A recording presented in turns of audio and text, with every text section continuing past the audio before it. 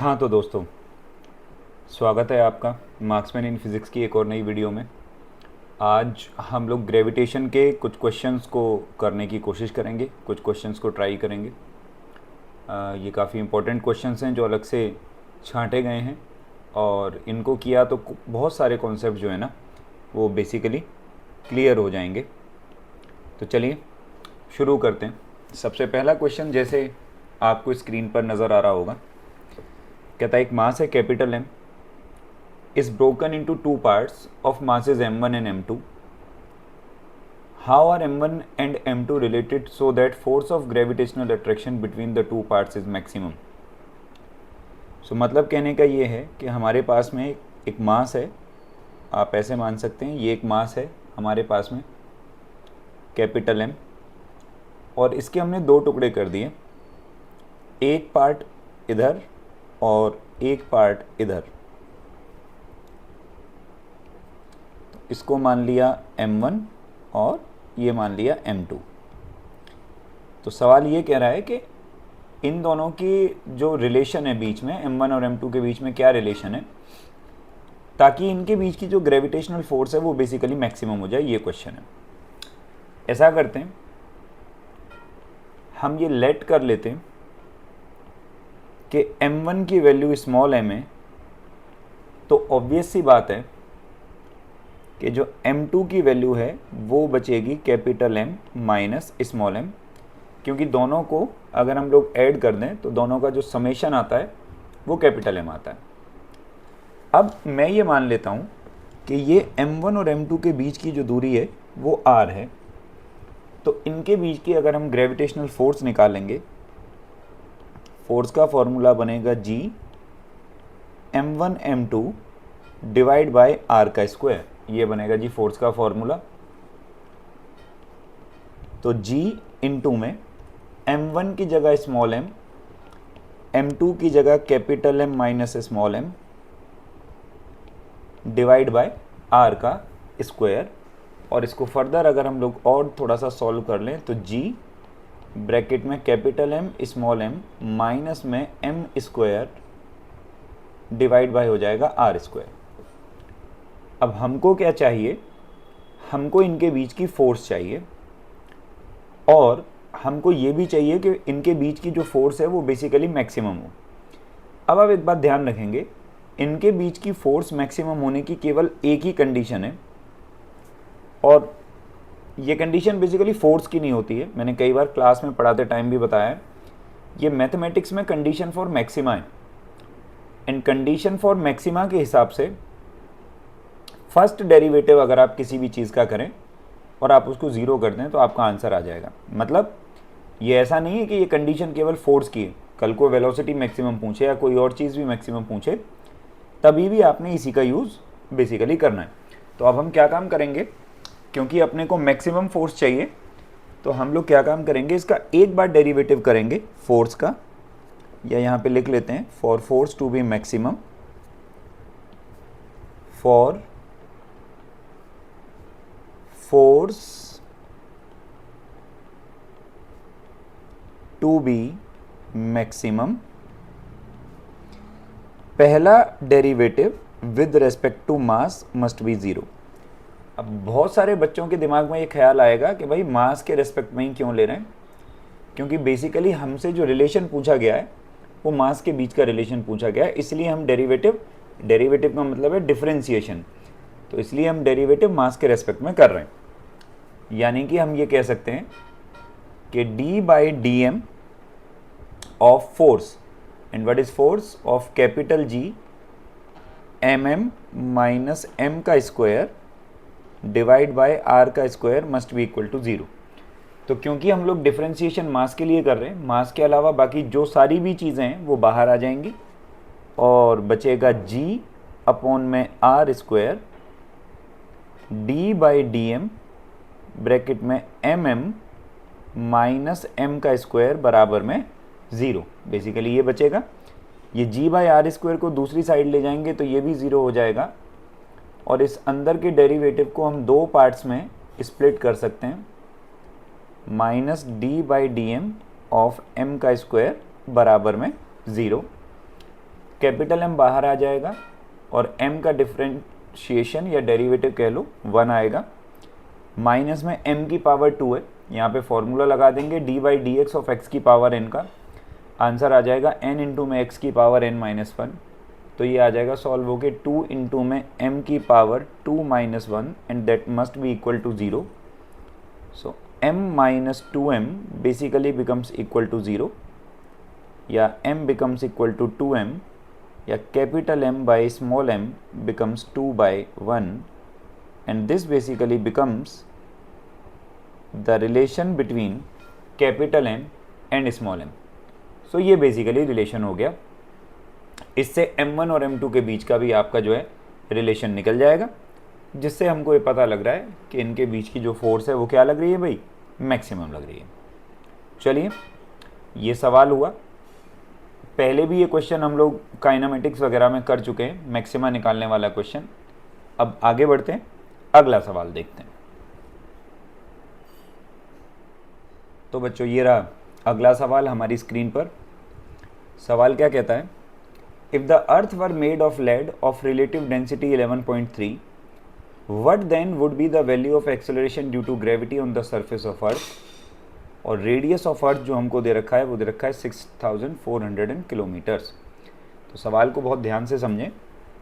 कहता है अगर धरती लेड से बनी हो जिसकी रिलेटिव डेंसिटी 11.3. अब इससे सबसे पहली बात हमको ये समझ लेना चाहिए कि रिलेटिव डेंसिटी होती क्या है. इसको थोड़े अलग कलर से हम लोग सॉल्व कर लेते हैं. तो ये 9th क्लास में आप लोगों ने फॉर्मूला पढ़ा होगा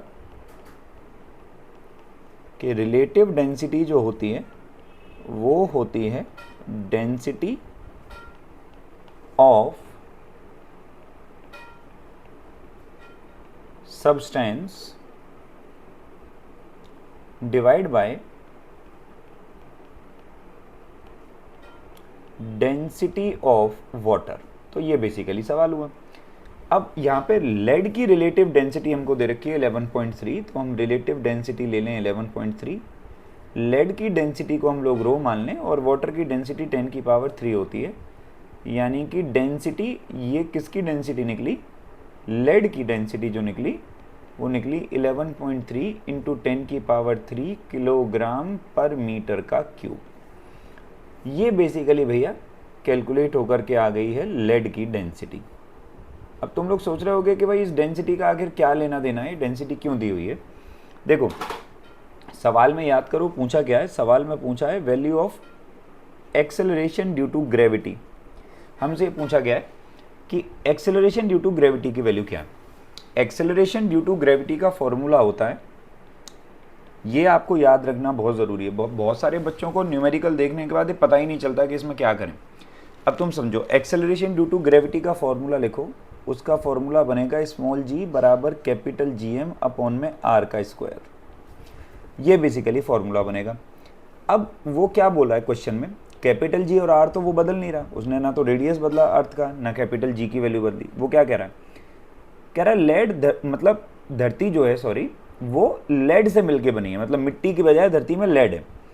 तो तुम ध्यान से देखो, मिट्टी की जगह अगर धरती में लेड होगा तो ये जो मास है धरती का ये चेंज हो जाएगा, क्योंकि मास डेंसिटी पे डिपेंड करता है. फॉर्मूला है डेंसिटी बराबर मास अपॉन वॉल्यूम.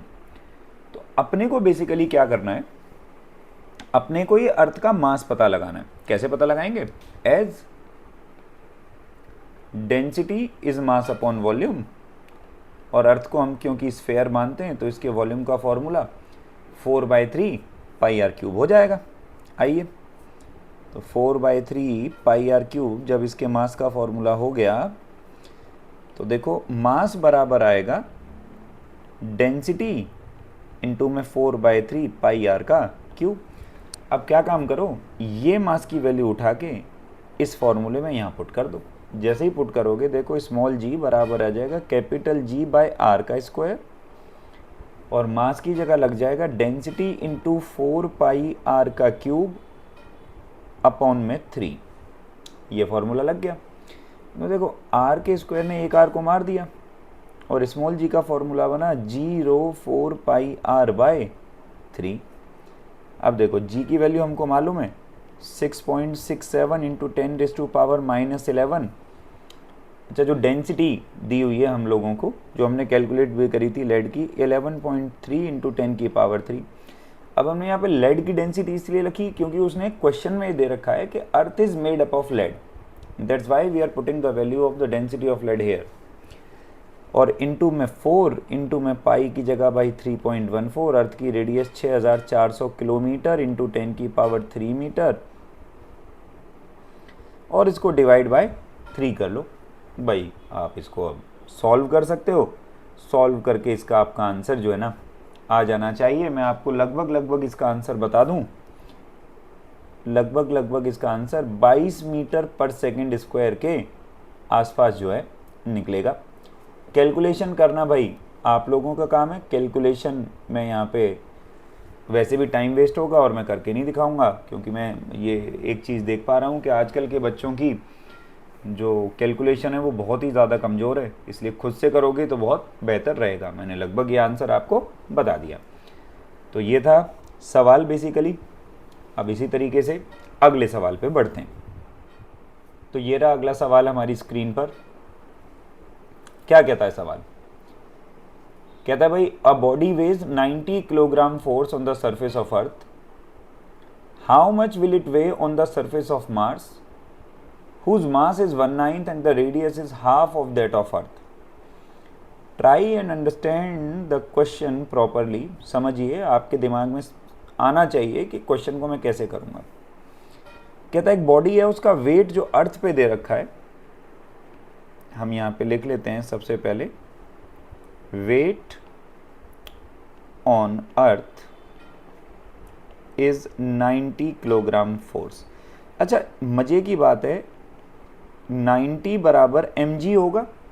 मैं यूनिट को अभी नहीं काउंट कर रहा हूँ। 90 किलोग्राम फोर्स, या चलो तुम्हारी कैलकुलेशन में आसानी के लिए इसको भी काउंट यहाँ कर ही लेते हैं। 90 किलोग्राम फोर्स बराबर mg हो गया।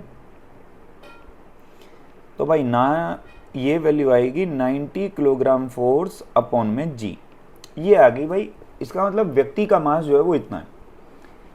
कह रहा है अब इसका वेट कितना होगा मार्स के सरफेस पे, जिसका मास और रेडियस इतने टाइम्स है अर्थ के मास के। ऑब्वियस सी बात है, तुम्हारे को ये समझना चाहिए वेट का फॉर्मूला mg होता है। देखो, weight is equal to mg। Mass जो है किसी भी बॉडी का वो बदलता नहीं। तो जब तुम मंगल पे, मार्स पे जाओगे तो तुम्हारी ये जो स्मॉल g की वैल्यू है ये चेंज हो जाएगी, और जब ये तुम्हारी स्मॉल g की वैल्यू बेसिकली चेंज हो जाएगी तो तुम्हारा वेट भी निकल आएगा। मतलब अब सबसे पहला काम क्या है, तुमको ये पता लगाना है कि स्मॉल g की नई वैल्यू है कितनी, या मार्स पे स्मॉल g की वैल्यू कितनी है। तो कैसे किया जाए? सबसे पहले हम ये देख लें कि भाई अपन लोगों को गिवन क्या क्या है। अपन लोगों को गिवन ये है कि जो मास है मार्स का, मास of Mars is 1/9 of that of earth, और जो रेडियस है मार्स का वो अर्थ का आधा है, RE/2। ये दो चीज़ें भाई हमको दे रखी हैं। एक बात समझो, पिछले सवाल में भी यही फॉर्मूला लगाया था। स्मॉल g का फॉर्मूला कैपिटल GM/R² होता है बेसिकली। तो अगर हम इसी फॉर्मूले को पहले एक काम करें, अर्थ के लिए लगाएं, भाई यही फॉर्मूला अर्थ के लिए होगा, GE बराबर capital G into mass of earth upon में रेडियस ऑफ अर्थ का स्क्वायर। इसको मान लो इक्वेशन नंबर 1। अब इसी फॉर्मूले का इस्तेमाल करके मार्स का निकालते हैं। तो G ऑफ मास बराबर होना चाहिए capital G into mass of Mars divide by radius of Mars का square, and let this one be equation number 2। अब हम क्या काम करें, इक्वेशन नंबर 2 और इक्वेशन नंबर 1 को डिवाइड कर देते हैं। तो G of M divide by G of Earth बराबर capital G mass of Mars upon में रेडियस ऑफ मार्स का square into radius of Earth का square divide by G into mass of Earth. G ने भाई G को मार दिया, तो GM/GE बराबर, अब समझो जो गिवन है उसका भी यहाँ पे इस्तेमाल करो। देखो मास का जो मास है, मार्स का जो मास है सॉरी, वो अर्थ के मास के 1/9 है। तो ये जो इधर देखो, ये जो है, ये इसकी जगह अब हम यूज़ कर देते हैं me/9, me/9। और मार्स की रेडियस अर्थ की रेडियस के हाफ है, तो rm की जगह re/2 लगाओगे तो हो जाएगा re का स्क्वायर बाय 4, और 4 ऊपर इंटू ऊपर रह गया भाई re का स्क्वायर, और नीचे रह गया भाई me। देखो me ने me को मारा, re के स्क्वायर ने re के स्क्वायर को मारा, तो बचा क्या, gm/ge बराबर आ गया भाई 4/9। जब ये 4/9 आ गया बेसिकली, तो अब जो gm की जो वैल्यू है वो आ गई 4/9 ऑफ ge। अब मार्स पे जो वेट होगा, है ना, let weight on Mars be w'। तो w' का फॉर्मूला हो जाएगा भाई mg'। मास तो बदलता नहीं। अब तुम देख रहे हो, मास को यहां से उठा लो इस वाली इक्वेशन से, इसको मैं ये देखो अंडरलाइन कर रहा हूं अभी, इस वाली इक्वेशन से मास को उठा लो, तो मास की वैल्यू आएगी भाई 90 kgf बटे में g इंटू में g'। What is g', what is g', what is g', या g' की जगह एक काम करो ना, तुम फिर कंफ्यूजन में आ जाओगे, इसको भी w' मत लो, रुक जाओ, एब्रीविएशन चेंज कर लेते हैं, इसको लेते हैं वेट ऑन मून। तो वेट ऑन मून हो जाएगा मास इंटू में जी ऑफ मून, और इस जी की जगह भी यहाँ पे ऐसा करो जी ऑफ अर्थ ले लो इसको, है ना, तो ये भी हो जाएगा जी ऑफ अर्थ। तो जी ऑफ एम कितना आया है भाई, 4/9 ऑफ जीई। देखना जीई से जीई मरा, ये 10 हुआ कट के, तो वेट आ गया भाई 40 kilogram force, and this is your answer. So basically and में जो मैंने एब्रीविएशंस बदले वो केवल इसलिए बदले ताकि तुम कंफ्यूज ना हो जाओ, क्योंकि हमने यहाँ पे आगे चल के जीएम और जीई ले लिया था, मून और अर्थ, और इनिशियली हमने केवल जो है ना वो जी ले रखा था, तो अर्थ के एक्सेलरेशन ड्यू टू ग्रेविटी को हमने जीई मान लिया।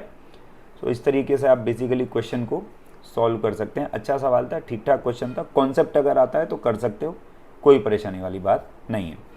तो ये हुआ क्वेश्चन। अब बढ़ेंगे अगले सवाल पर। हाँ तो बच्चों, अगला सवाल, अब देखो ये भी बड़ा अच्छा क्वेश्चन है, और इस क्वेश्चन को सॉल्व करने की जो टेक्निक है उस पर थोड़ा सा ध्यान देना, ये टेक्निक तुम्हारे बहुत काम आने वाली है आगे भी। तो सवाल ये कह रहा है कि अगर जो अर्थ की रेडियस है वो 2% श्रिंक हो जाए और मास कांस्टेंट रहे, तो एक्सेलरेशन ड्यू टू ग्रेविटी की वैल्यू कैसे चेंज होगी। इस क्वेश्चन को करने के ना बेसिकली दो तरीके हैं। एक तो है बिल्कुल सिंपल तरीका कि भाई स्मॉल जी बराबर कैपिटल GM/r का स्क्वायर आप कंसीडर कर लो, इसको तो ले लो इनिशियल वैल्यू, और मास को ये सेम रख रहा है, रेडियस को 2% घटा रहा है, तो जो नई रेडियस आएगी वो हो जाएगी r -2% ऑफ r, यानी कि 2/100 ऑफ r, 98r/100, ये नई रेडियस आ जाएगी।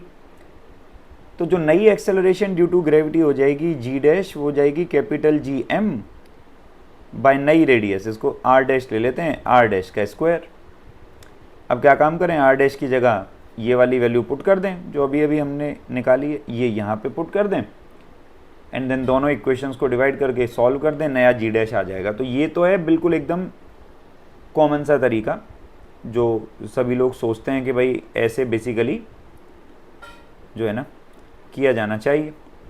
अब इस कैलकुलेशन को बचाने का एक दूसरा तरीका भी मैं तुम लोग को दिखाता हूँ कि कैलकुलेशन कैसे बच सकती है। आओ समझो, पहले इसको ज़रा इरेज कर लूँ मैं थोड़ा सा।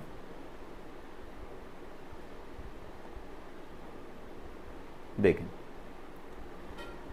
अब कैलकुलेशन कैसे बचेगी इस क्वेश्चन में।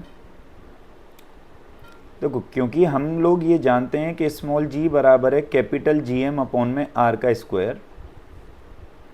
है थोड़ा टिपिकल, जिन लोगों के पास में मैथ नहीं है उनको थोड़ा सा गड़बड़ लगेगा, ठीक है। तो हम ना लॉग का इस्तेमाल करते हैं और हम कहते हैं टेकिंग लॉग बोथ साइड्स। हम ना भाई दोनों साइड लॉग ले लेते हैं। तो जब हमने दोनों साइड लॉग ले लिया तो ये हो जाएगा लॉग जी बराबर log capital G plus log capital M minus 2 log R. अच्छा, अब जिन लोगों को नहीं पता मैं उनको 2-3 फॉर्मूले बता दूं कि जैसे log p बाई क्यू अगर है तो इसका आंसर आएगा log p minus log q, मतलब डिवीज़न में माइनस हो जाता है, पहली बात। दूसरी बात, log p की पावर n अगर है तो आंसर आ जाएगा n log p, और log p ऐसे समझ लो एक फॉर्मूला, और ये 2 फॉर्मूले तो मैंने यहाँ पे लगाए ही लगाए हैं, एक और मैंने फॉर्मूला लगाया है। जैसे अगर मान लो मैं लिखूं, अरे ये क्या कलर मैंने सेलेक्ट कर लिया, रुक जाओ। अगर मान लो मैं ऐसे लिखूं log p इंटू में q, तो ये हो जाएगा log p plus log q। ये 3 फॉर्मूले इस क्वेश्चन को करते टाइम मैंने इस्तेमाल किए हैं। देखो कहाँ कहाँ पे इस्तेमाल किए हैं। जैसे जब इस पूरे का लॉग लिया तो log g into log M था, इसलिए मैंने इसको लिख दिया log g प्लस log m, और क्योंकि ये डिवीज़न में था इसलिए माइनस में होके ऊपर चला गया, और क्योंकि r की पावर 2 थी तो सॉल्व हो गए 2 log r आ गया। उम्मीद है तुम लोग को लॉग के ये फॉर्मूले पल्ले पड़ गए होंगे, इनको ना अपनी नोटबुक में लिख भी लेना, आगे भी बहुत सारी कैलकुलेशंस को बचाने में ये काम आते हैं। तो ये भाई हम लोगों ने लॉग कंसीडर कर लिया। अब हम क्या काम करते हैं, इसको डिफरेंशिएट कर लेते हैं बोथ साइड्स।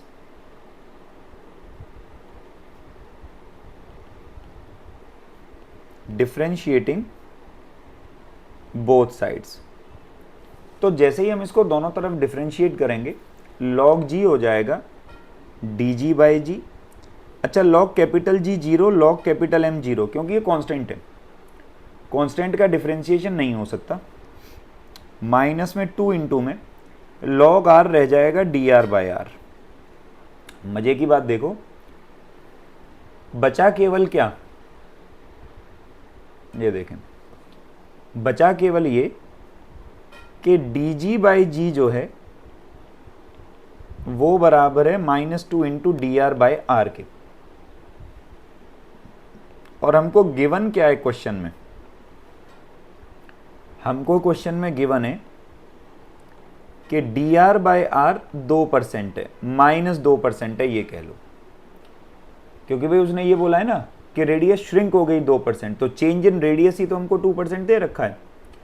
तो सीधी सी बात है, ये डी आर बाई आर की वैल्यू उठा के यहाँ पुट कर दो तो डी जी बाई जी जो आ जाएगा -2 इंटू -2%, दैट इज +4%। मतलब एक्सेलरेशन ड्यू टू ग्रेविटी 4% बढ़ जाएगी।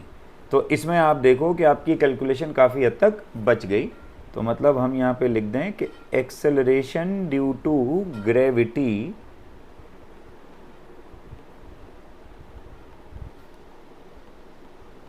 will increase 4 times. Acceleration due to gravity, oh sorry 4 times नहीं, I'm sorry, acceleration due to will increase by 4%, 4% जो है ना acceleration due to gravity की वैल्यू बढ़ जाएगी।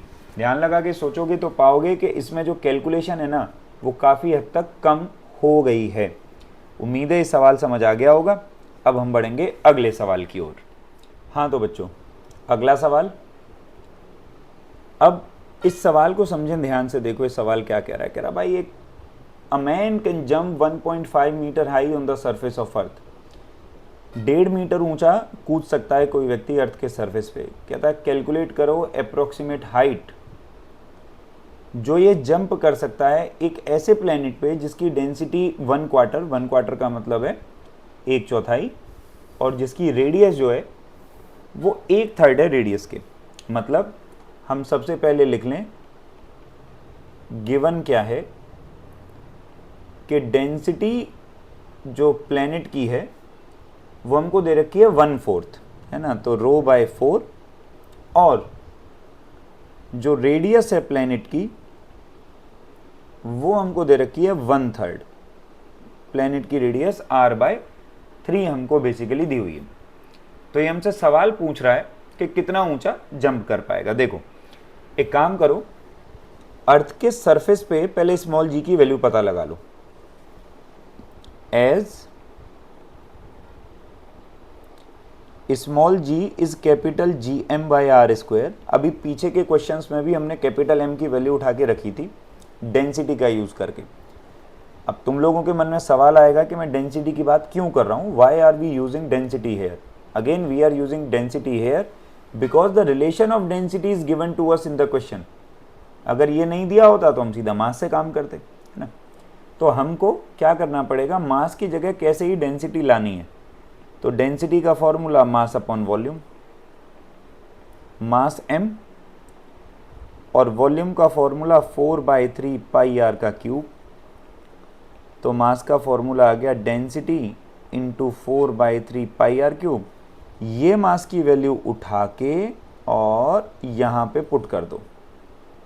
ये देखो, ये मास की वैल्यू हम यहाँ पे पुट कर देंगे। जैसे ही हम यहाँ पे ये मास की वैल्यू पुट करेंगे तो हमारा स्मॉल जी आ जाएगा कैपिटल जी बाई आर का स्क्वायर इंटू मास की जगह रो 4 पाई आर का cube divide by 3। R square ने इसको मारा और स्मॉल जी का फॉर्मूला आया जी रो 4 पाई आर बाई 3। ये वैल्यू आ गई जी स्मॉल जी की, और ये वैल्यू निकली ऑन द सरफेस ऑफ अर्थ। इसको हम लोग मान लें इक्वेशन नंबर 1। अब ऐसे ही प्लेनेट की स्मॉल जी की वैल्यू निकाल लें, उसको जी डैश ले लेते हैं हम लोग। तो ये हो जाएगा capital G into rho dash into 4 pi R dash divide by 3। क्योंकि अगर कैलकुलेशन करोगे तो जो फॉर्मूला निकलेगा बेसिकली वो तो भाई सेम ही निकलेगा। तो ये जी डैश की वैल्यू आ गई। इसको हम लोग मान लेते हैं इक्वेशन नंबर 2। अब क्या काम करें, इक्वेशन नंबर 2 और इक्वेशन नंबर 1 को हम लोग डिवाइड कर लेते हैं।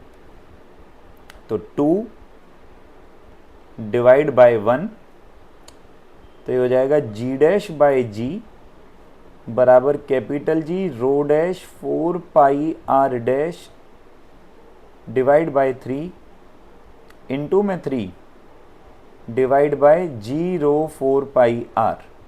देखो 3 ने 3 को मारा, जी ने जी को मारा, और 4 पाई ने 4 पाई को मारा। जब इतना कुछ हुआ तो समझो अब बचा क्या, अब बचा g dash by ji rho dash. Rho dash की जगह रख दो g rho by 4 into R dash. R dash की जगह रख दो जी आर बाय 3 इंटू में, अब ऊपर तो कुछ बचा नहीं, सब कट गया। नीचे डिवीजन में बचा जी रो और आर, तो रो आर ने रो आर को मारा, तो जी डैश आ गया जी बाय 12। यानी कि प्लेनेट का जो एक्सेलरेशन ड्यू टू ग्रेविटी है वो अर्थ के एक्सेलरेशन ड्यू टू ग्रेविटी का 1/12 बेसिकली निकल आया। अब हमको ये पता लगाना है कि कितना ऊपर बंदा उछलेगा। तो इसमें हम एक चीज लेट कर लेते हैं, let us assume that same force is applied to jump. भाई प्लेनेट पर भी और धरती पर भी जंप करने के लिए सेम अमाउंट ऑफ फोर्स लगाए, ये हमको एज्यूम करना ही पड़ेगा। तो जब सेम अमाउंट ऑफ फोर्स लगाएंगे तो अर्थ पे और प्लेनेट पे जो पोटेंशियल एनर्जी होगी वो भी सेम हो जाएगी, और पोटेंशियल एनर्जी का फॉर्मूला होता है जी mgh। तो धरती की mgh बराबर हो जाएगी प्लेनेट की mgh। तो m से m तो कटेगा, जी डैश है जी बटे 12, तो एच डैश, जी ने जी को मारा तो एच डैश आ गया जी 12h। तो धरती पे कितना मीटर कूद पा रहा था, 1.5 मीटर। तो अब एच डैश बराबर 12 गुणा में 1.5 मीटर, तो 12 पंजे 60, 6, 12 एकम 12, 6 18। अब जी ये 18 मीटर ऊपर कूद पाएगा। हाँ, ये एजम्पशन इन क्वेश्चंस में चलेगी कि दोनों प्लैनेट्स पर सेम अमाउंट ऑफ फोर्स उसने लगाई है कूदने के लिए। सो उम्मीद है ये क्वेश्चन समझ में आ गया होगा। अब हम बढ़ेंगे अपने अगले सवाल की ओर। हाँ जी, तो अगला सवाल जैसा कि आपको दिखाई दे रहा है स्क्रीन पर, सवाल क्या कह रहा है? कह रहा है कितनी ऊंचाई पे from the surface of earth will the value of G be reduced by 36% from the value at the surface. कहता भाई कितनी ऊंचाई पर जाकर के जो एक्सेलरेशन ड्यू टू ग्रेविटी की वैल्यू है वो 36% घट जाएगी। मतलब गिवन हमको क्या है, ध्यान लगा के सोचा जाए तो, कि एक्सेलरेशन ड्यू टू ग्रेविटी की जो वैल्यू है जी डैश वो 36% घट गई। तो 100 में से 36 घट गई तो बची कितनी, 64%। मतलब हमको गिवन ये है कि जी डैश की वैल्यू जो है वो 64% है जी के, यानी कि 64/100 ऑफ जी। पूछा क्या जा रहा है जी हमसे कि कितनी ऊंचाई पे जाके ऐसा होगा। हम फॉर्मूले का इस्तेमाल करेंगे, आप लोगों को लिखवाया हुआ है इफेक्ट ऑफ हाइट में या इफेक्ट ऑफ एल्टीट्यूड में आपको फॉर्मूला लिखवाया गया है as g dash divide by g. अच्छा कलर चेंज हो गया, चलो कोई बात नहीं, इसी से लिख लेते हैं। As g dash divide by जी बराबर आर स्क्वायर अपॉन में आर प्लस एच का whole square. So we will be using this formula. तो जी डैश की जगह दे रखा है जी 64g/100 इंटू में जी बराबर में आर का स्क्वायर अपॉन में आर प्लस एच का होल स्क्वायर। तो जी ने जी को मारा। अब क्या काम करें, दोनों साइड स्क्वायर रूट ले लें। जनरली बच्चे इसी कैलकुलेशन को करने में गलती कर देते हैं, यहाँ ध्यान देना है, दोनों साइड स्क्वायर रूट ले लीजिए। तो ये हो जाएगा 8/10 इज आर अपॉन में आर प्लस एच।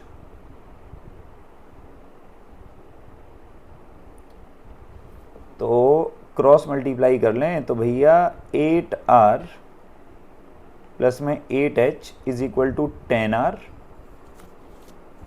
तो 8h is equal to 2r या h is equal to 2r/8 यानी कि r/4। अब रेडियस है 6400 किलोमीटर। सो डिवाइड बाय 4, तो ये हो गई जी आपकी 4 एकम 4, 2 4 6 24, 1600 kilometre. And this is your answer. ये हो गया भाई आपके इस क्वेश्चन का आंसर। तो सिंपल क्वेश्चन था ये, उतना ज़्यादा कोई मुश्किल सवाल नहीं था। चलिए अब अगले सवाल की ओर बढ़ते हैं। हाँ तो बच्चों अगला सवाल, अब सवाल कहता है कि अर्थ की रेडियस जो है वो 6000 किलोमीटर है। अच्छा यहाँ पे अर्थ की रेडियस ही बदल दी क्वेश्चन में। कहता है कितना वेट होगा एक 120 किलो की बॉडी का अगर इसको 2000 किलोमीटर ऊपर लेके जाया जाए अर्थ के सरफेस से। तो देखो हमको गिवन ये है क्वेश्चन में कि भाई जो मास है बॉडी का वो 120 किलो है और वेट पूछा है इसका। सबसे पहले एक काम करते हैं, इसका वेट अर्थ के सरफेस पे पता लगा लेते हैं। और वेट का फॉर्मूला होता है mg। तो इसका जो वेट होगा हो जाएगा 120 इंटू में g। इसी को एक काम करो, लेट कर लो इक्वेशन नंबर 1। अब जब हम इसको एक ऊंचाई पर लेकर के जाएंगे तो जो स्मॉल जी की वैल्यू है भाई वो चेंज हो जाएगी। तो हमको चेंज हुई स्मॉल जी की वैल्यू पता लगानी है। कैसे पता लगाएं? एज, अभी पिछली क्वेश्चन वाला फॉर्मूला, जी डैश बाई जी बराबर आर स्क्वायर अपॉन में आर प्लस एच का होल स्क्वायर। तो जी डैश बाई जी बराबर आर स्क्वायर अपॉन में आर प्लस, हाइट कितनी ली हुई है जी? हाइट ली हुई है 2000 किलोमीटर, तो 2000 का स्क्वायर। अब एक काम करते हैं, इस क्वेश्चन में हमको वैल्यू सब्स्टिट्यूट करनी ही पड़ेंगी। तो ये हो जाएगा g dash by g R square की जगह, या एक काम कर लेना हम लोग, एक काम कर लेते हैं, हम कैलकुलेशन से बच लेते हैं थोड़ा सा। कैसे बचेंगे कैलकुलेशन से? देखो, ये मैं साइड बाय साइड यहाँ पे आप लोगों को करके दिखाता हूँ। रेडियस 6000 किलोमीटर दी है और हाइट 2000 किलोमीटर दी है, यानी कि हाइट रेडियस के 1/3 है ना भाई। ध्यान लगा के देखो, डिवाइड करो, h बाई आर 1/3 आएगा।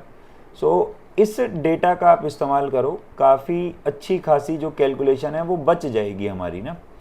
हम यहाँ पे ऐसे लिख लेते हैं कि हाइट जो है वो हमको r/3 दी हुई है। तो क्या काम करो, यहाँ पे 2000 रखने की बजाय तुम r/3 रख दो, r/3 का होल स्क्वायर, ईजीली सॉल्व होगा। आर स्क्वायर अपॉन में 3r प्लस आर 4r/3, तो 16r स्क्वायर और 3 3 जा 9, आर स्क्वायर ने आर स्क्वायर को मार दिया, तो जी डैश आ गया 9/16 जी, है ना। थोड़ी सी कैलकुलेशन बच गई। अब जो नया वेट जो निकलेगा इसको मान लेते हैं W dash, new weight, let new weight is W dash. तो ये हो जाना चाहिए एम जी डैश। अब मास तो 120 किलो है और जी डैश आ गया जी 9/16 इंटू में जी, ये जी की वैल्यू को हम लोग मान लेते हैं 10। तो 2 अट्ठे 16, 2 6 12 0, 2 चौक 8 30 और 2 दूनी 4 15, 15 ढाई 150 या 15 निम्मा 135 कर लो भाई, और ये हो जाएगा 1350/2। तो जो वेट आ जाएगा इसका आधा, 2 6 12, 1 2 7 14, 1 2 5 10 न्यूटन। तो ये भाई हम लोगों का वेट आ गया, जो कि आ रहा है 675 न्यूटन। अच्छा, इसमें अपन ने स्टार्टिंग में जो ये वेट निकाला अननेसेसरीली, ये वाला स्टेप देखो, मैं इसको थोड़ा सा हाईलाइट कर देता हूँ। ये वाले स्टेप की हमको एंड तक कोई ज़रूरत नहीं पड़ी, क्योंकि हम एक्चुअली नहीं भी पड़ेगी। उसका रीज़न है क्योंकि उसने मास तो हमको दे ही रखा है ना, तो अगर मास नहीं दिया होता तो हमको मास निकालना पड़ता। उम्मीद है ये सवाल समझ में आ गया होगा कैसे किया गया। अगले क्वेश्चन के सॉल्यूशन पे बढ़ते हैं। हाँ तो बच्चों, अगला सवाल कह रहा है, how much below the surface of earth does the acceleration due to gravity become 1% of its value at the earth surface. मतलब कितनी गहराई में जाके एक्सेलरेशन ड्यू टू ग्रेविटी की वैल्यू 1% हो जाती है इसकी वैल्यू की जितनी सरफेस पे है। ये बेसिकली क्वेश्चन है आप लोगों के लिए। कहता है अर्थ की जो रेडियस दे रखी है वो 6400 किलोमीटर आप लोगों को दी हुई है भाई। अब सवाल में देखो कि गिवन क्या है। सवाल में गिवन ये है कि जो जी डैश की वैल्यू है, ये जी डैश की जो वैल्यू है बेसिकली ये कितनी रह गई है, 1% रह गई है अपनी वैल्यू के जो सरफेस पे है। तो जी डैश बराबर है 1% ऑफ जी, यानी कि जी डैश की वैल्यू आ गई है जी g/100। ये अपने को गिवन है। तो कह रहा है ऐसा कितनी गहराई पे जाके हो जाएगा, ये क्वेश्चन है। तो अब जब ये गहराई की बात कर रहा है तो भाई डेप्थ वाला फॉर्मूला लगा दो। अब डेप्थ वाला फॉर्मूला होता क्या है, जी डैश बराबर g minus dg/r। We will be using this formula. तो भाई जी डैश हमको दे रखा है g/100, इन दोनों में से भी g कॉमन ले लो, 1 - d/r। जी ने जी को मारा 1/100 बराबर 1 minus D by are.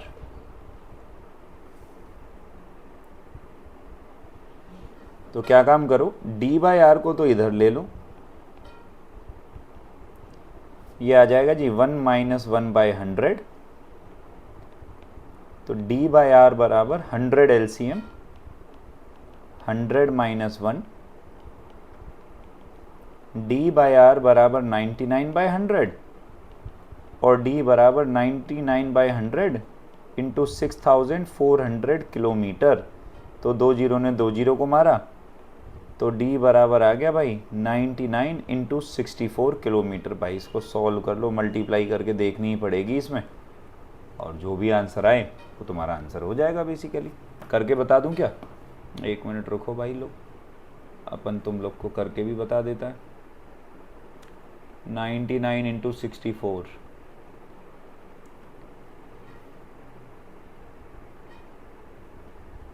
6336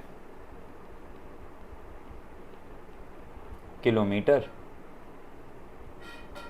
that is the answer, है ना।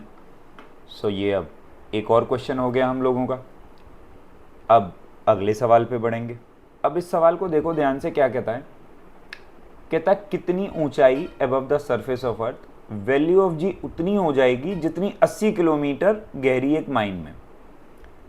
मतलब डेप्थ दे रखी है 80 किलोमीटर, और हमको ये बोला हुआ है कि जितनी जी की वैल्यू डेप्थ पर है उतनी ही जी की वैल्यू हाइट पर होनी चाहिए। यही तो क्वेश्चन है, ध्यान से अगर दिमाग लगा के सोचो।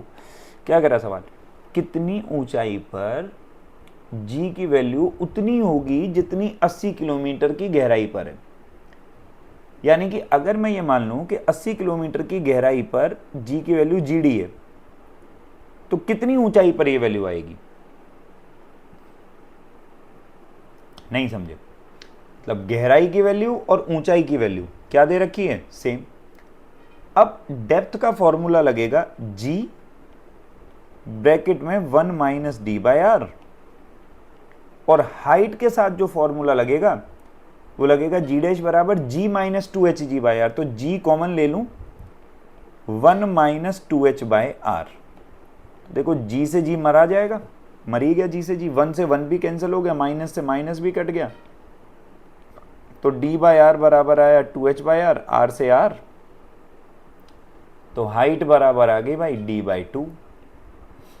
डेप्थ दे रखी है भाई 80 किलोमीटर, तो डिवाइड बाई 2, तो हाइट आ गई भाई 40 किलोमीटर। मतलब अगर 40 किलोमीटर ऊपर चले जाओगे अर्थ के सरफेस से, वहां जो जी की वैल्यू होगी वो उतनी होगी जितनी 80 किलोमीटर धरती के गहराई में जाने पर होगी। तो ये बेसिकली सवाल था। थोड़ा सा कॉन्सेप्चुअल है क्वेश्चन, हो सकता है तुम लोगों को पल्ले ना पड़ा हो अभी एक बार में। थोड़ा ध्यान से सोचो, सवाल फिर से सोचो। क्या कहता है, कितनी ऊंचाई पर above the surface of earth the value of G is same as in a mine 80 kilometre deep. इसको थोड़ा सा ना बना के भी दिखाता हूँ। देखो मैं तुमको, जैसे मान लो ये अर्थ है, थोड़ा सा और लॉजिकली क्लियर करते हैं। जैसे ये एक अर्थ है, ये अर्थ है हमारी, मान लो इसमें एक 80 किलोमीटर गहरी माइन है। ये यहाँ पे मान लो माइन है, इसकी गहराई है 80 किलोमीटर, ठीक है। कह रहा है 80 किलोमीटर गहराई की जो माइन है उसमें जो जी की वैल्यू है इसको मान लेते हैं जी डी, ठीक है। कह रहा है ये वैल्यू कितनी ऊंचाई पे होगी। अब वो ऊंचाई मान लो मैं ये लेट कर लेता हूँ कि वो ऊंचाई है ये, ऐसे ऐसे ये मैंने लेट कर ली ऊंचाई, ये ऊंचाई मैंने मान ली h। अब मैं यहाँ की जी डैश की वैल्यू निकालूं, मतलब इस ऊंचाई की अगर जी डैश की वैल्यू मान ले जी एच है, मैं ये लेट कर लेता हूं कि यहाँ पे acceleration due to gravity G H है। तो पूछ रहा है, सवाल को समझो, कि कितनी ऊंचाई पर ये जी एच और ये जी डी आपस में बराबर हो जाएंगे। मतलब एक्सेलरेशन ड्यू टू ग्रेविटी की वैल्यू कितनी ऊंचाई पर उतनी होगी जितनी इस गहराई पर है। तो अब देखो जी एच का फॉर्मूला, क्योंकि हाइट कम है तो लगेगा जी माइनस 2hg बाय आर, और गहराई पे जो फॉर्मूला होता है वो होता है जी डी, मतलब acceleration due to gravity at a depth बराबर हो जाएगा g minus D G by R. मैंने ना यहाँ पे ये इधर इन्हीं दोनों फॉर्मूलों को आपस में इक्वेट किया है।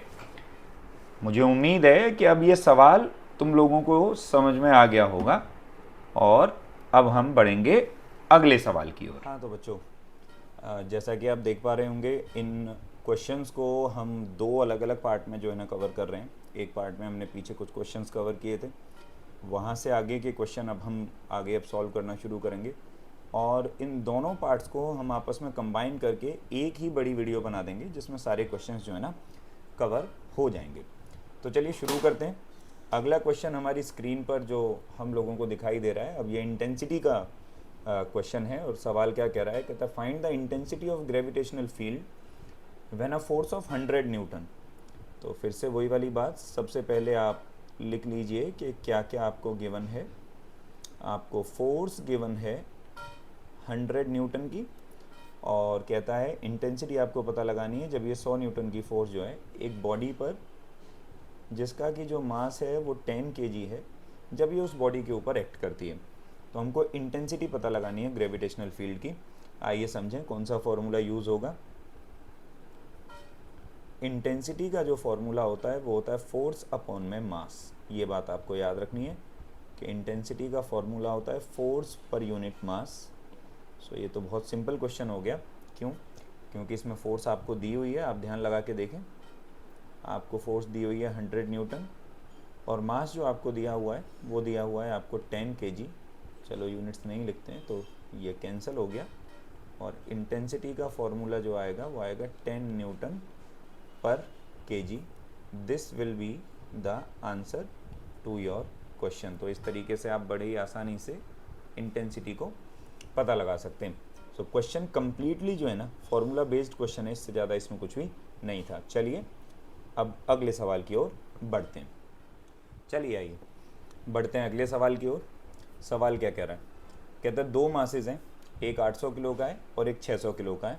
डायग्राम बना लेते हैं सबसे पहले, यहाँ पे बनाते हैं। चलिए तो हम लेट कर लेते हैं कि एक मास जो है आपका यहाँ पे है, या चलिए इतना बड़ा डायग्राम नहीं बनाते, एक मास को मान लेते हैं ये आपका यहाँ पर है, दूसरा मास हम जो है ना ऐसे यहाँ पर मान लेते हैं। तो कहता है दो मास हैं, एक 800 किलो का है और 600 किलो का है। तो इसको हम लोग मान लेते हैं 800 kg और इसको हम लोग मान लेते हैं 600 kg। और कहता है इन दोनों के बीच की जो दूरी है वो 0.25 मीटर है। मतलब दोनों मासेस के बीच की जो दूरी दे रखी है वो 0.25 मीटर दी हुई है। कहता है compute the magnitude of intensity of the gravitational field at a point distance 0.20 metre from the 800 kg mass. अच्छा, 800 किलो के मास से तो हमको जाना है भाई 0.20 मीटर की दूरी पर और 0.15 मीटर की दूरी पर जाना है 600 किलो के मास से। तो मतलब जो है कुछ इस तरीके से। और ये वाली जो दूरी हमको दी हुई है भाई, ये हमको दी हुई है 0.15 मीटर। तो ये बेसिकली आपसे पूछ रहा है इस पॉइंट पर आपने पता लगाना है इंटेंसिटी कितनी होगी ग्रेविटेशनल फील्ड की। तो इस पॉइंट को अगर हम ले लें A, इसको हम ले लें B और इसको हम लोग ले लें C। तो सबसे पहली बात, अब इस चीज़ को थोड़ा सा समझो कि इंटेंसिटी का एक फॉर्मूला हमने इससे पिछले क्वेश्चन में किया था भाई, फोर्स अपॉन मास। अब यहाँ पे मास तो दिया हुआ है लेकिन इंटेंसिटी का एक फॉर्मूला और भी होता है, इसको भी याद रखना। इंटेंसिटी का फॉर्मूला होता है G इंटू एम अपॉन में R का स्क्वायर। तो ये फॉर्मूला भी आप लोग बेसिकली जो है ना याद रखेंगे कि इंटेंसिटी का फॉर्मूला होता है GM अपॉन में R का स्क्वायर। तो इंटेंसिटी का जो फॉर्मूला रहता है वो रहता है GM अपॉन में R का स्क्वायर। अब सबसे पहले क्या काम करें, हम ना C पॉइंट के ऊपर इंटेंसिटी निकाल लेंगे A वाले की वजह से। देखें intensity at C due to A, इसको ले लेते हैं I1। और इंटेंसिटी का फॉर्मूला होता है आपका, जैसे हमने लिखा GM अपॉन में R का स्क्वायर। तो कैपिटल G, मास जो रखा है A पर वो 800 किलो है, डिवाइड बाय R का स्क्वायर यानी कि 0.20 का स्क्वायर। इसको हम लोगों ने मान लिया इक्वेशन नंबर 1। और बिल्कुल इसी तरीके से हम क्या काम करते हैं, हम लिखते हैं intensity at C due to B, ये हो जाएगा I2। तो फॉर्मूला बनेगा G गुणा में 600 डिवाइड बाय 0.15 का square, let this be equation number 2। अच्छा, इंटेंसिटी की हमको डायरेक्शन भी देखनी पड़ेगी भाई, इंटेंसिटी की क्या डायरेक्शन होगी। तो जैसे यहाँ पे हम +1 kg का मास लेट कर लें, तो तुम ध्यान लगा के देखो, ये 800 किलो का मास इस 1 किलो के मास को अपनी तरफ अट्रैक्ट करेगा, तो जो डायरेक्शन बनेगी वो बनेगी CA की तरफ। ऐसे ही ये 600 किलो का मास भी इस 1 किलो वाले मास को अपनी तरफ अट्रैक्ट कर लेगा, तो फिर से डायरेक्शन बनेगी C2B। इस तरीके से ये इंटेंसिटी की डायरेक्शन बनेगी। तो अब क्योंकि डायरेक्शन आ गई तो वेक्टर क्वांटिटी है, तो वेक्टर का हमको क्या निकालना चाहिए भाई, रिजल्टेंट निकालना चाहिए। अच्छा, रिजल्टेंट निकालने के लिए अपने को ये एंगल चाहिएगा। तो इस एंगल को देखो हम लोग कैसे पता लगा सकते हैं, तुम ध्यान लगा के देखो। अगर तुम पाइथागोरस लगाओ तो तुमको पता चलेगा कि 0.25 का जो स्क्वायर है वो बराबर है 0.20 के स्क्वायर जमा 0.15 के स्क्वायर। सो इसका मतलब ये वाली जो साइड हुई, ये वाली साइड तुम्हारी हाइपोटेनस हुई, और अगर ये वाली साइड हाइपोटेनस हुई तो तुम देखो ये एंगल 90 डिग्री का आ गया। मतलब कि इन दोनों के बीच का जो एंगल निकल गया वो निकल गया 90 डिग्री। तो अब रिजल्टेंट इंटेंसिटी का तुम लोग फॉर्मूला लगा दो भाई। नेट इंटेंसिटी जो होगी वो हो जाएगी √ऑफ I1 का स्क्वायर प्लस I2 का square plus 2I1 I2 into में कॉस ऑफ 90 डिग्री। ये वाला फॉर्मूला लगाएंगे, कॉस 90 की वैल्यू 0 हो जाएगी, तो हमारे पास में जो नेट इंटेंसिटी का फॉर्मूला निकलेगा वो निकल जाएगा √ऑफ I1 का स्क्वायर प्लस ऑफ I2 का स्क्वायर। वैल्यूज़ को सब्सटीट्यूट कर दीजिए, सॉल्व कर दीजिए, आपका आंसर जो है ना वो निकल आएगा। कैलकुलेशन आप ही लोगों ने करनी है, इसको कैलकुलेट कीजिए और फिर जो आंसर है आपका उसको ना कैलकुलेट कर लीजिए। मैं आपको अंदाजन बता देता हूँ कि कैलकुलेशन होने के बाद में इसका आंसर जो है वो अंदाजन जो है ना कितना निकलेगा, 2.22 इंटू 10⁻⁻6 न्यूटन। इससे आप चेक कर लीजिएगा कि आपकी कैलकुलेशन सही हुई है या नहीं हुई है। चलिए अब बढ़ते हैं हम लोग अगले क्वेश्चन की तरफ। हाँ तो बच्चों, अगला सवाल कहता है एक artificial satellite revolves around the earth at a height of 1000 kilometre. The radius of the earth is इतना। सबसे पहले गिवन जो है आप उसको उठा करके लिख लीजिए। क्या क्या गिवन है कि हाइट जो है सैटेलाइट की वो जो है 1000 किलोमीटर है। अर्थ की जो रेडियस है 6.38 इंटू 10⁻³ किलोमीटर है। कहता है जो अर्थ का मास है वो 6 इंटू 10⁻24 kg है। और कैपिटल जी की वैल्यू भी हम लोगों को दे रखी है भाई, इसकी वैल्यू दी हुई है 6.67 इंटू 10⁻⁻11 न्यूटन मीटर स्क्वायर पर केजी का स्क्वायर। बहुत बढ़िया जी। कहता है find its orbital velocity and period of revolution. तो ऑर्बिटल वेलोसिटी पता करेंगे। चलिए देखिए, फर्स्ट पार्ट में ऑर्बिटल वेलोसिटी। ऑर्बिटल वेलोसिटी का फॉर्मूला होता है √gm/r। आप डेरिवेशन पे ज़रा ध्यान देंगे जो हम लोगों ने करी थी। तो स्मॉल r की वैल्यू को हम लोग लेते हैं कैपिटल R प्लस में h। तो हमारी ऑर्बिटल वेलोसिटी की जो वैल्यू निकली वो निकलेगी √gm/r प्लस h। हम वैल्यू सब्सटीट्यूट करते हैं। √g की वैल्यू थोड़ा इसको बड़ा कर लें, 6.67 इंटू 10⁻⁻11। अर्थ का मास 6 into 10⁻24 kg divide by capital R plus h। तो R है अर्थ की रेडियस जो कि होती है 6400 किलोमीटर। तो 6400 गुणा 10⁻³ मीटर। और हाइट जो दे रखी है वो हमको दे रखी है 1000 किलोमीटर, यानी कि 1000 इंटू 10⁻³ मीटर। अब इसको आप लोग सॉल्व कर लीजिए। सारा कुछ हम लोगों ने SI में कन्वर्जन कर दिया है और सॉल्व करके आप ऑर्बिटल वेलोसिटी की वैल्यू निकाल लीजिएगा। आंसर आपको ऊपर दिया हुआ है 7364 मीटर पर सेकंड लगभग आएगा। फिर कहता है टाइम पीरियड ऑफ रेवोल्यूशन भी निकालो। तो टाइम पीरियड का जो फॉर्मूला होता है बेसिकली आप लगा सकते हैं 2πr, और r की जगह capital R plus H upon में ऑर्बिटल वेलोसिटी वी नॉट। तो ये ऑर्बिटल वेलोसिटी की वैल्यू यहाँ रख दो, कैपिटल आर और एच की वैल्यू तुमको दी हुई है, इसको सॉल्व कर दो and hence you will get the answer. बढ़ते हैं अगले सवाल की ओर। चलिए, हाँ तो बच्चों अगला सवाल कहता है एक सैटेलाइट रिवॉल्व कर रही है एक ऑर्बिट में close to the surface of a planet जिसकी मीन डेंसिटी इतनी है, मतलब गिवन ये है कि डेंसिटी की वैल्यू है 5.51 इंटू 10 की पावर 3 किलोग्राम पर मीटर क्यूब। कहता है calculate the time period of the satellite. ध्यान लगा के देखें, इसमें एक अच्छा फॉर्मूला बेसिकली इस्तेमाल होगा। डेंसिटी के टर्म्स में टाइम पीरियड निकालने का फॉर्मूला होता है √3 पाई अपॉन में जी इंटू में रो। तो आप ध्यान लगा के देखें, √3 पाई की वैल्यू 3.14, कैपिटल जी की वैल्यू 6.67 इंटू 10 की पावर -11 और डेंसिटी की जो वैल्यू है वो है 5.51 इंटू 10 की पावर 3 सेकेंड्स। अब आप इसको सॉल्व कर लीजिए और आंसर हमने ऊपर लिख ही दिया है, तो सॉल्व करके वही आंसर आएगा। तो इसमें ध्यान रखने वाली बात क्या है कि जो टाइम पीरियड का फॉर्मूला है ये दिया हुआ है, ये इस सवाल के अंदर बेसिकली ध्यान रखने वाली बात है। आइए बढ़ते हैं अगले सवाल की ओर।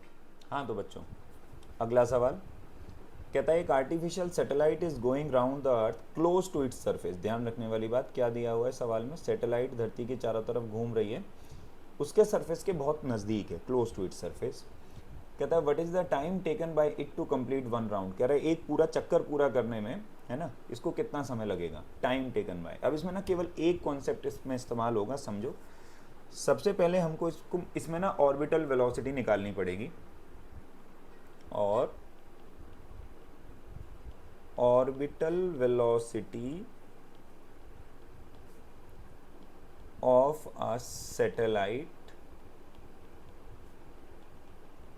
close to earth is v0 बराबर √g इंटू में कैपिटल आर। ये तुमको ध्यान रखना है, जब एक सैटेलाइट अर्थ के बहुत क्लोज है तो उसकी जो ऑर्बिटल वेलोसिटी है उसका फॉर्मूला है √gr। The formula is √gr।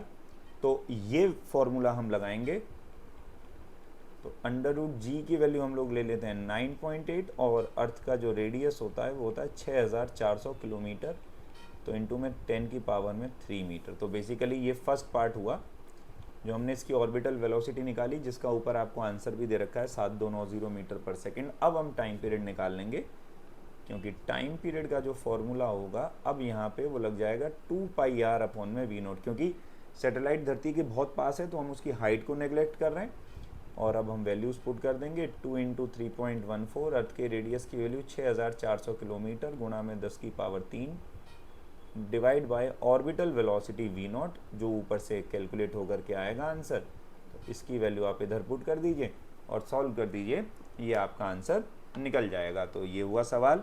अब हम लोग बढ़ते हैं अपने अगले सवाल की ओर। सवाल कह रहा है the planet Mars has 2 moons. Planet है मार्स, उसके 2 मून्स हैं, फोबोस और डेल्मोस। फोबोस का पीरियड इतने मिनट है और ऑर्बिटल रेडियस इतना है। कहता है मास कितना होगा मार्स का। क्वेश्चन केपलर के थर्ड लॉ का है, और केपलर का थर्ड लॉ t² बराबर 4 पाई स्क्वायर अपॉन में g इंटू मास इंटू में r का क्यूब। अच्छा, मैंने क्लास में पढ़ाते समय भी तुम्हें बताया था और फिर से मैं यहाँ पे लिख देता हूँ।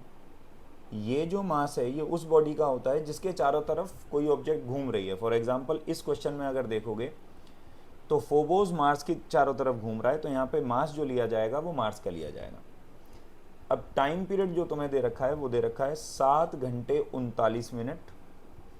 तो सबसे पहली बात तो ये है कि भाई 7 घंटों को मिनट में बदल लो, तो 7 घंटे अगर मिनट में बदले जाएंगे तो ये 7 0 0 6 7 442 मिनट और जमा में 39 मिनट, तो 9 3 2 5 टोटल टाइम जो दिया है वो दिया है 459 मिनट्स। अब हमको क्या काम करना है, टाइम की जगह 459। अब मिनट कोई ऐसा यूनिट तो है नहीं टाइम की, तो इन मिनट को भी किस में बदलना पड़ेगा, सेकेंड में बदलना पड़ेगा, तो इंटू में 60 का स्क्वायर, 4 इंटू में पाई की जगह 3.14 का स्क्वायर, कैपिटल जी की वैल्यू 6.67 इंटू 10 की पावर -27 इंटू में मास ऑफ मार्स, और ऑर्बिटल रेडियस दे रखा है जो कि किलोमीटर में दिया है, तो इसको भी हम लोग मीटर में बदल लेंगे, इंटू 10 की पावर 3 किलोमीटर इंटू 10 की पावर 3 मीटर का क्यूब। अब बच्चों ये कैलकुलेशन आपको ही करनी पड़ेगी, यहाँ से मार्स का जो है मास जो है वो आप कैलकुलेट कर लो, आपको आंसर यहाँ पर ऊपर दिया हुआ है। और ये जो एक्स्ट्रा कैलकुलेशन मैंने करी थी इसको मैं हटा देता हूँ ताकि कन्फ्यूज़न ना हो किसी तरीके की। तो अब आप इसको सॉल्व कर लें और आंसर निकाल लें। कैलकुलेशन थोड़ी टिपिकली होती है केपलर के लॉज की, ये आपको करनी सीखनी पड़ेगी। चलिए बढ़ते हैं अगले सवाल की ओर।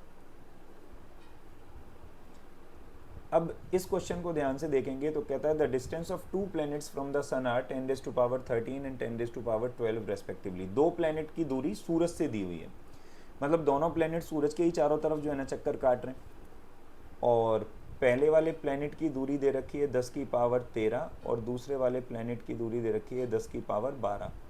कहते हैं इनके टाइम पीरियड का रेशियो निकालो। अब केपलर के थर्ड लॉ के हिसाब से भाई टाइम पीरियड का स्क्वायर डायरेक्टली प्रोपोर्शनल होता है आर के क्यूब के। चलो प्रोपोर्शनलिटी में नहीं लगाता है, एग्जैक्टली फॉर्मूला लगाता हूँ, तो फॉर्मूला लगेगा 4 पाई का स्क्वायर अपॉन में जी इंटू में मास ऑफ सन इंटू में आर का क्यूब। मास ऑफ सन इसलिए क्योंकि दोनों प्लैनेट सूरज के ही चारों तरफ घूम रहे हैं, तो इसलिए हम लोगों ने मास ऑफ सन ले लिया।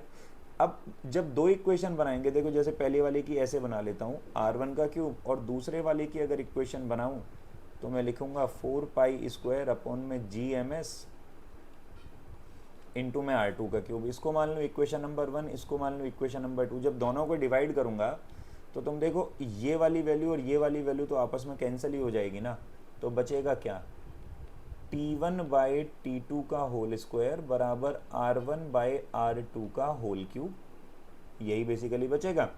तो T1 बाई T2 का होल स्क्वायर बराबर R1 की जगह 10 की पावर 13 और R2 की जगह 10 की पावर 12 का होल क्यूब, तो ऊपर बचेगा 10 की पावर 1।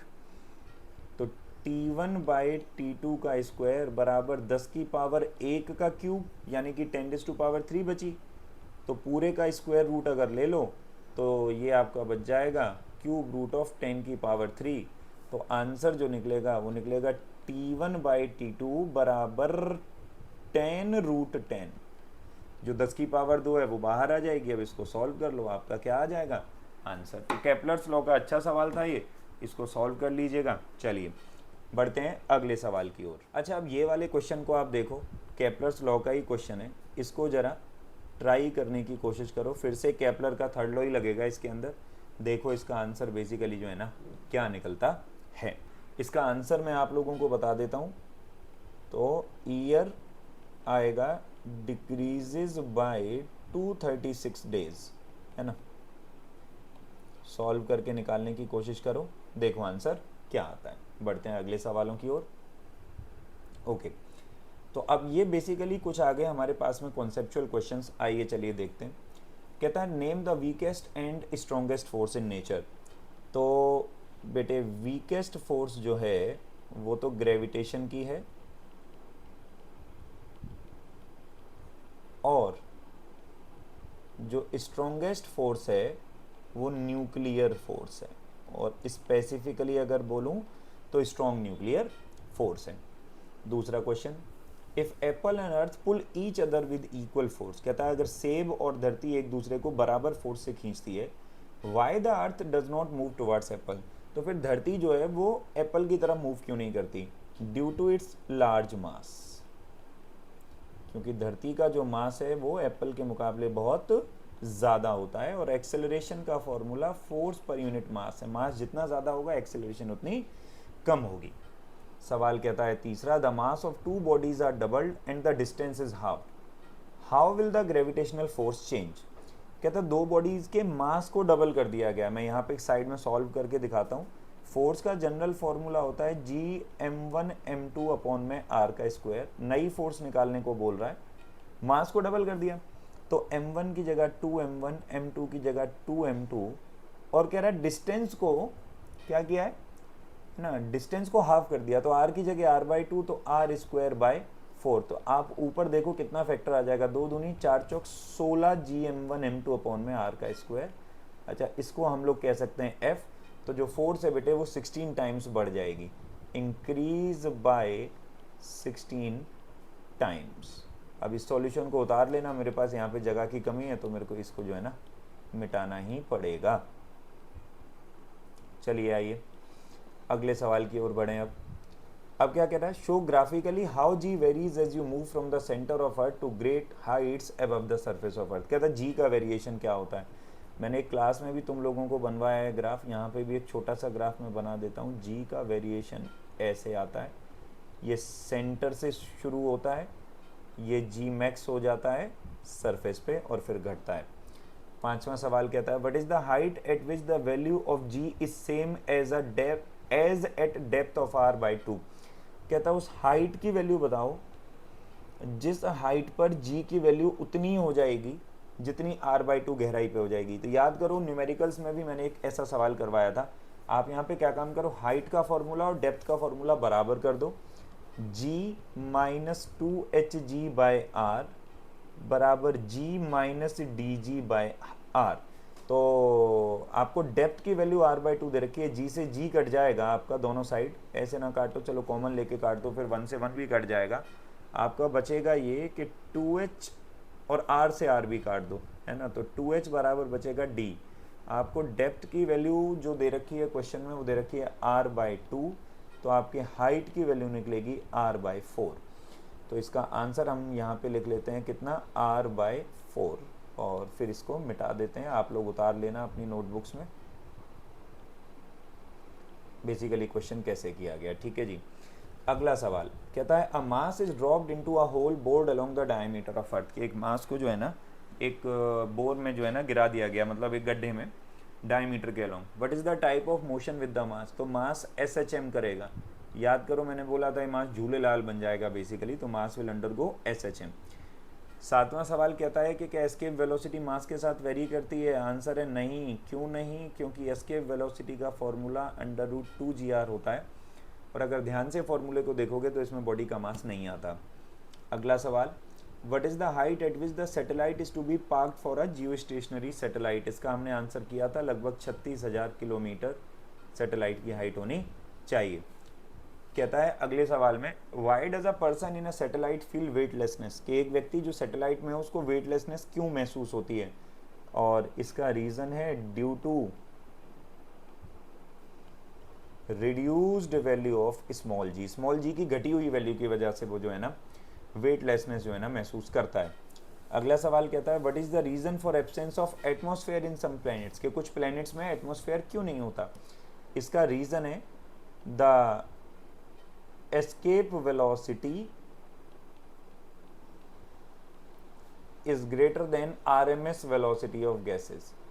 भाई गैसेस की जो नेचुरल वेलोसिटी है, एस्केप वेलोसिटी जो है ना, ओ सॉरी मैंने उल्टा लिख दिया, एस्केप वेलोसिटी कम होती है इस वेलोसिटी से।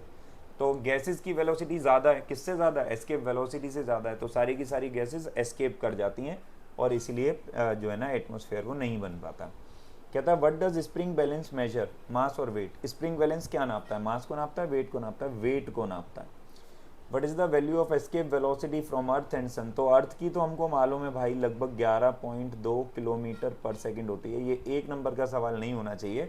सन की हमको कैलकुलेट करनी पड़ेगी भाई, √2gr का फॉर्मूला लगा के जी और आर की वैल्यू सन की पुट कर दो, आंसर आ जाएगा। क्वेश्चन नंबर 13 क्या कहता है, कहता है as a spacecraft moves from earth to moon how does it weight vary. जैसे एक स्पेस क्राफ्ट जो है वो धरती से मून की तरफ जाता है, तो ये पूछ रहा है इसका वेट कैसे चेंज होता है, कैसे वेरी करता है। देखो जब धरती से जैसे जैसे ऊपर चलेगा जी की वैल्यू घटेगी तो उसका वेट घटेगा, एक पॉइंट पे जाके जो है ना 0 भी होगा और फिर बढ़ेगा, किसी प्लेनेट की तरफ जाएगा, मून की तरफ जाएगा। तो मतलब इसका आंसर क्या होगा, फर्स्ट डिक्रीजेज, जैसे ऊपर गया तो डिक्रीज हो जाएगा, फिर 0 हो जाएगा एकदम जब स्पेस में पहुंच जाएगा, जब ना धरती का ग्रेविटेशनल पुल उसे खींच रहा, ना मून का ग्रेविटेशनल पुल उसे खींच रहा, और जब मून के पास जाएगा तो वापस से उसका वेट जो है ना वो बढ़ेगा।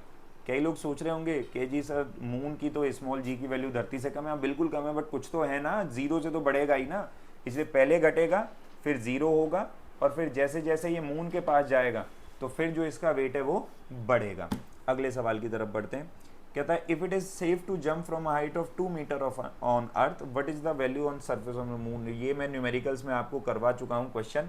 mgh की वैल्यू को आपने बेसिकली बराबर करना है, मास mgh बराबर हो जाएगा mass into g dash into h dash, m से एम कट जाएगा, जी डैश की वैल्यू यहाँ लिखा नहीं जा रहा, यहाँ करके दिखाता हूँ, g इंटू एच कितना दे रखा है 2 मीटर, जी डैश की वैल्यू g बाई 6 होती है, इंटू में एच डैश, जी से जी तो 12 मीटर आंसर आएगा इसका ना।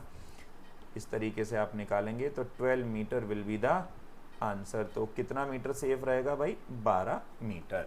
ठीक है, सो उम्मीद है ये कॉन्सेप्चुअल क्वेश्चन आप लोगों को समझ में आए होंगे। और देखते हैं कुछ और भी हैं, हाँ बिल्कुल हैं, कुछ क्वेश्चंस हैं, इनमें से अब कुछ मैं आपको कराता हूँ, कुछ आप ट्राई कीजिएगा। 15वां सवाल ये कह रहा है does the speed increase decrease or remain same when a planet comes close to Sun. जब एक प्लेनेट सूरज के पास आ जाता है तो उसकी स्पीड जो है ना वो बढ़ जाती है, बेसिकली इंक्रीजेज, और इसमें लगता है law of conservation of angular momentum, उसकी वजह से बेसिकली जो है ना जो स्पीड है वो बढ़ जाती है। अगला सवाल कहता है among the known types of forces in nature gravitational force are the weakest force, why then does it play a dominant role for motion of bodies on the terrestrial astronomical and cosmological scale. ये बात बिल्कुल सही है कि सबसे कमजोर force है, लेकिन इसकी जो रेंज है ग्रेविटेशनल फोर्स की वो मैक्सिमम है, और ये अपनी इसी रेंज की वजह से इतना इंपॉर्टेंट रोल प्ले करती है। कहता है an astronaut inside a small spaceship can not detect gravity if the space station orbiting the around the earth has a large size can he hope to detect gravity. तो छोटे से space station में तो gravity को detect नहीं कर पाएगा, लेकिन अगर स्पेस स्टेशन बहुत बड़ा होगा तो कर सकता है, due to variation in value of small g, क्योंकि स्मॉल जी की वैल्यू अलग अलग जगह पे चेंज होती रहेगी। 18वां सवाल कहता है does the force of attraction between two bodies depend upon the presence of other bodies और इंटरवीनिंग मीडियम। आंसर है नहीं, ये केवल बॉडी के मास और उन दोनों के बीच की दूरी पर डिपेंड करता है। कहता है the value of capital G on the surface of Earth is जितना, what will be its value on the surface of Moon. तो आप लोगों को मैं बता दूं ये सेम रहेगी, क्योंकि भैया ये यूनिवर्सल ग्रेविटेशनल कांस्टेंट है, इसकी वैल्यू हर जगह पर चेंज नहीं होती। सवाल कहता है can a pendulum oscillate in artificial satellite. इसका भी आंसर है नहीं। हालांकि हमने पेंडुलम पढ़ा नहीं है, लेकिन पेंडुलम के टाइम पीरियड का फॉर्मूला होता है √L/G। अगर G की वैल्यू 0 हो जाएगी जो सैटेलाइट में होती है तो टाइम पीरियड इनफाइनाइट हो जाएगा और पेंडुलम रोटेट नहीं कर पाएगा। तो अब ये 20 क्वेश्चन हमने कराए, क्वेश्चन नंबर 21 से लेकर के क्वेश्चन नंबर 26 आप लोगों के ट्राई करने के लिए दे रहे हैं। इनको ट्राई कीजिए, इनका आंसर निकालने की कोशिश कीजिए। कॉन्सेप्चुअल क्वेश्चंस हमेशा अच्छे होते हैं, आपके कॉन्सेप्ट को बिल्ड करने में हेल्प करते हैं। सो ग्रेविटेशन के क्वेश्चंस में अब हम लोग इतने ही क्वेश्चंस करेंगे। उम्मीद है आप लोगों को ये क्वेश्चन समझ में आए होंगे। अगर किसी को कोई प्रॉब्लम है किसी क्वेश्चन में तो आप कमेंट सेक्शन में हमको बता सकते हैं, हमको मैसेज भी आप लोग बेसिकली सेंड कर सकते हैं। तो अब आज के लिए इतना ही, और फिर हम लोग मिलेंगे अब अगले वीडियो के अंदर कुछ और नए क्वेश्चंस के साथ। अगर वीडियो पसंद आई हो तो इसको वीडियो को लाइक कर दें, शेयर कर दें और चैनल को सब्सक्राइब कर दें। Thank you.